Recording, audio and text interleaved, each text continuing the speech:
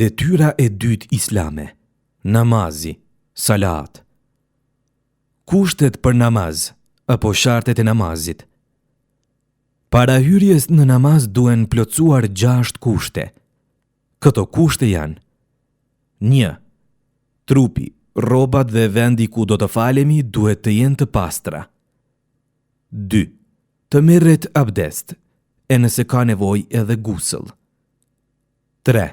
Mbulimi i trupit, avreti, pjesa e turpshme e trupit, me rroba sipas rregullit. 4. Namazi të falet në kohën e caktuar. 5. Drejtimi drejt kiblës, qabes. Dhe 6.